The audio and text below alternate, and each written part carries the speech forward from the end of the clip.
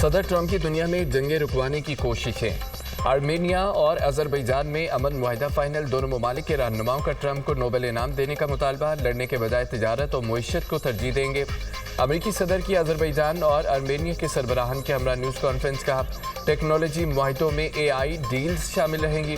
صدر ٹرمپ نے اذربائیجان کے ساتھ فوجی تعاون پر عائد پابندیاں ہٹا دیں۔ اذربائیجان کے صدر الہام علیوف نے کہا کہ آج تاریخی دن ہے، امن کے لیے نیا راستہ کھلا ہے۔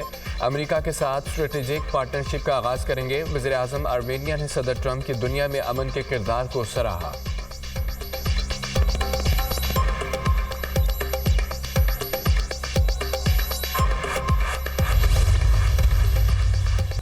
روس یوکرین جنگ رکوانے کا مشن۔ روس سے ڈیل آخری مرحلے میں ہے۔ صدر پیوٹن اور زیلنسکی سے جلد ملاقات ہوگی۔ امریکی صدر ٹرمپ کا کہنا ہے کہ روس اور یوکرین اب امن چاہتے ہیں۔ روسی صدر پیوٹن سے ملاقات کہاں ہوگی؟ جلد لوکیشن شیئر کر دی جائے گی۔ یوکرین کے ساتھ جنگ بندی کی امریکی تجاویز پر روس کا رد عمل بھی سامنے آ گیا۔ جنگ بندی کے لیے یوکرین کا مشرقی علاقہ روس کے حوالے کرنا ہوگا۔ روسی صدر پیوٹن کے حوالے سے بین الاقوامی میڈیا کا دعویٰ۔ نریندر مودی فیلڈ مارشل کا سامنا کرنے سے بھاگ گئے۔ امریکی جریدے بلومبرگ نے بھانڈا پھوڑ دیا۔ مودی نے 17 جون کو ٹرمپ کے کھانے کی دعوت قبول کرنے سے انکار کیا۔ نریندر مودی کو خدشہ تھا Trump field marshal Asim Munir سے ملاقات نہ کرا دیں۔ مودی نے فیلڈ مارشل سے ملاقات سے بچنے کے لیے ٹرمپ کی دعوت قبول نہیں کی۔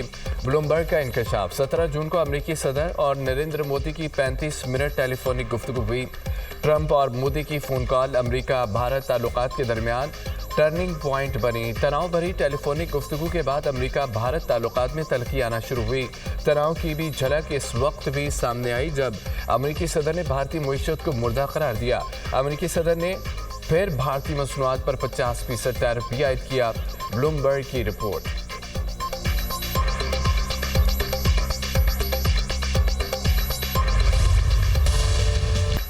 ٹرمپ کا مودی سرکار کو ایک اور بڑا جھٹکا۔ مذاکرات سے انکار کر دیا۔ جب تک ٹیرف کا تنازع حل نہیں ہوتا بھارت کے ساتھ تجارتی مذاکرات نہیں ہوں گے۔ امریکی صدر کی گفتگو۔ امریکہ نے بھارتی اشیاء پر 25% اضافی ٹیرف عائد کیا، جس سے محصولات کی شرح 50% ہو گئی۔ بھارت کے خلاف بھاری محصولات کے اعلان کے بعد کیا مزید بات چیت کی توقع رکھتے ہیں؟ اوول آفس میں صحافیوں کا امریکی صدر سے سوال۔ بات چیت اس وقت تک نہیں ہوگی جب تک ٹیرف کا مسئلہ حل نہیں کر لیتے۔ ڈونلڈ ٹرمپ کا جواب۔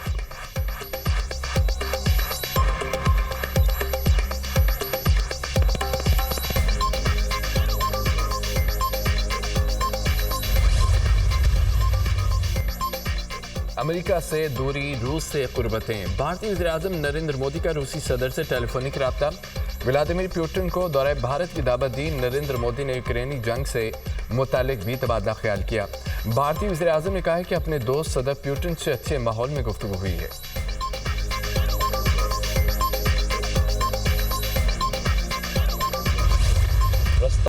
چاہتے ہیں زائرین کے مسائل جلد از جلد حل ہو جائیں۔ فیصلہ کیا ہے کہ زائرین کو محفوظ طریقے سے ایران بھجوا جائے۔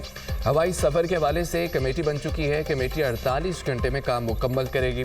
سیکیورٹی مسائل حل ہوتے ہی زمینی راستے بحال ہو جائیں گے۔ زائرین کے ویزا مسائل اور دیگر مطالبات پر بھی کام کریں گے۔ گورنر سندھ کامران ٹیسوری کی MWM کے رہنماؤں کے ہمراہ میڈیا سے گفتگو۔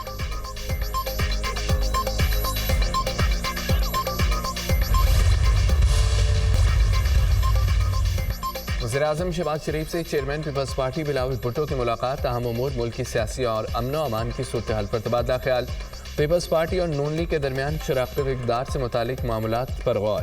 وزیر اعظم کے کزن میاں شفیع کے احسال ثواب کے لیے دعائیں مغفرت بھی کی گئی۔ آصفہ بھٹو اور سینیٹر شریر رحمان بھی بلاول کے ہمراہ تھی۔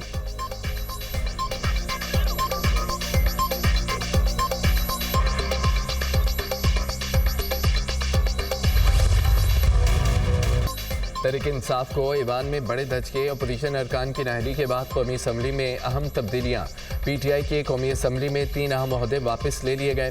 عمر ایوب اپوزیشن لیڈر قومی اسمبلی کے عہدے سے فارغ۔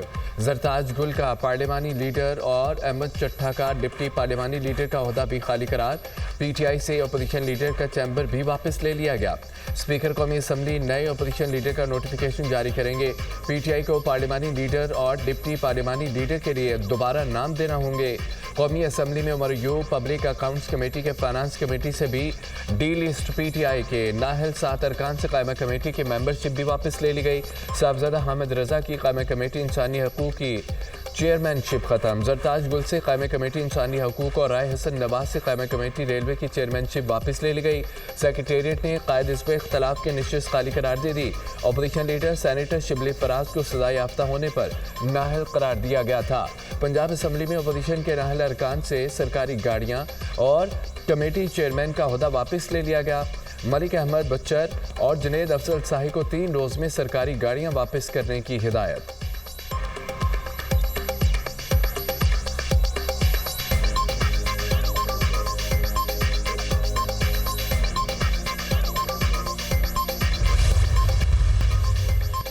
اسرائیل کے مذموم عزائم کھل کر آیا۔ اسرائیلی سیکیورٹی کابینہ نے غزہ پر فوجی قبضے کی تجویز کی منظوری دے دی۔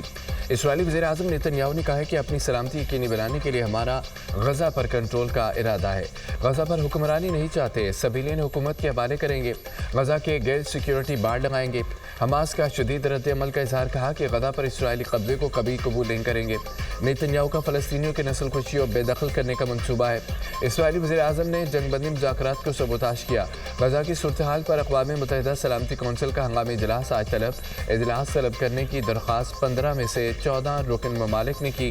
امریکہ نے یو این سلامتی کونسل اجلاس بلانے کی مخالفت کی۔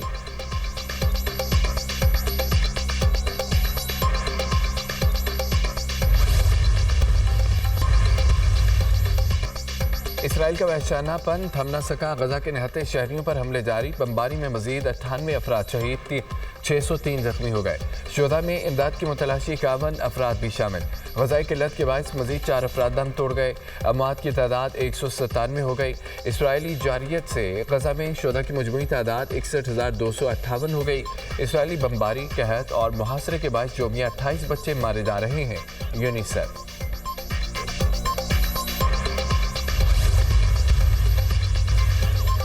آئی ٹی برآمدات کو $30 ارب تک پہنچانے کے لیے ڈیجیٹل ایکو سسٹم اور اس کا انفراسٹرکچر متعارف کروایا جا رہا ہے۔ نوجوانوں بالخصوص خواتین کو آئی ٹی کے شعبے میں روزگار کے حوالے سے خود انحصار بنانے کے لیے سینٹرز قائم کیے گئے ہیں۔ سرکاری دفاتر میں پیپر لیس گورننس کی بدولت وقت و وسائل دونوں کی بچت ہو رہی ہے۔ وزیر اعظم شہباز شریف کی زیر صدارت NITB اور وزارت آئی ٹی کے اقدامات سے متعلق اجلاس۔ آئی ٹی کی جانب سے برآمدات کے گزشتہ برس کی ہدف $3.8 ارب کے حصول کی پذیرائی، آئندہ برسوں کے سالانہ اہداف اور درکار اقدامات پر جامع لاہ عمل پیش کرنے کی ہدایت۔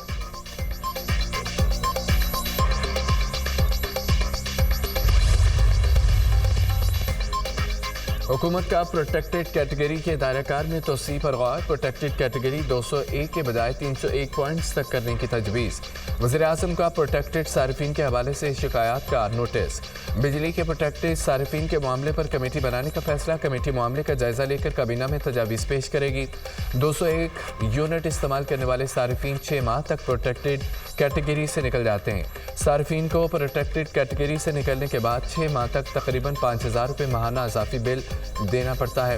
200 یونٹ زیادہ تر کم آمدنی والے صارفین ہی استعمال کرتے ہیں، اس لیے پالیسی کو نرم کرنا ضروری ہے۔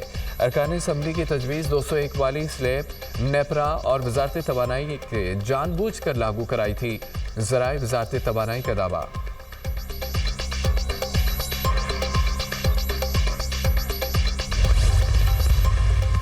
وادی ہنزا میں گلیشیئرز پگھلنے کا عمل تیز، دریائے ہنزا میں پانی کی سطح بلند، دریائے کٹاؤ سے مورخون کے مقام پر شاہراہ قراقرم بہہ گئی۔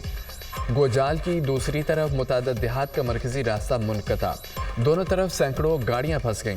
نوشہرہ میں تیز بارش سے ندی نالوں میں طغیانی، ہی خواڑ کے سیلابی ریلے میں پھنسے 8 افراد کو ریسکیو کر لیا گیا۔ نظام پور، زیارت کا صاحب کا اور چراٹ میں بارشوں کے باعث ندی نالوں میں طغیانی، متعدد دیہات کا نوشہرہ اور خیر آباد سے رابطہ کٹ گیا۔ گجرات میں تیز ہواؤں کے ساتھ موسلادھار بارش، نوشیبی علاقے زیر آب۔ لیاقت پور میں دریائے چناب کا کٹاؤ، پانی قریبی آبادی میں داخل، گھر اور فصلیں متاثر۔ اسلام آباد، سیالکوٹ اور وزیر آباد، میرپور آزاد کشمیر میں بھی بادل خوب برسے۔ پنجاب میں مونسون بارشوں سے اموات کی تعداد 164 تک جا پہنچی۔ تربیلا ڈیم میں پانی کی سطح بلند، سپل ویز کھول دیے گئے۔ ہری پور میں دریائے سندھ اور اس سے منسلک ندی نالوں میں طغیانی کا خدشہ، مقامی آبادی کو الرٹ رکھنے کی ہدایت۔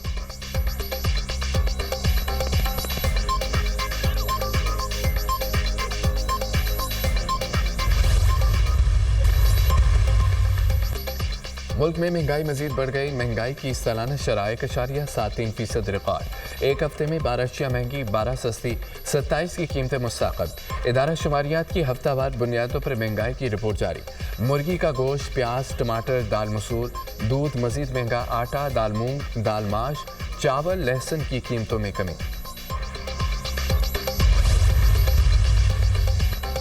کراچی کے ام آباد چورنگی میں پولیس چوکی کے قریب فائرنگ، ایک شخص جاں بحق۔ پولیس اہلکار سمیت 2 افراد زخمی، اسپتال منتقل۔ پولیس اہلکار حنیف اپنے دوستوں کے ہمراہ پولیس چوکی کے باہر بیٹھا تھا کہ نامعلوم ملزمان نے فائرنگ کی۔